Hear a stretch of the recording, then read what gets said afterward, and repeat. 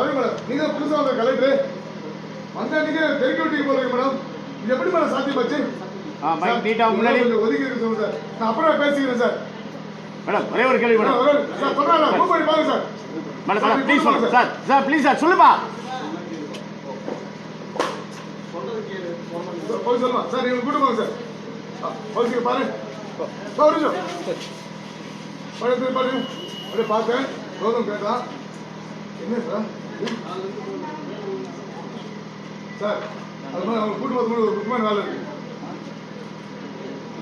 என்ன வேலை இருக்குதா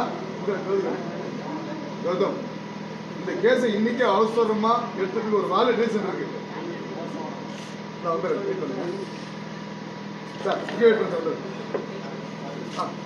பௌசிவா பௌசி பாருங்க பாத்துங்க.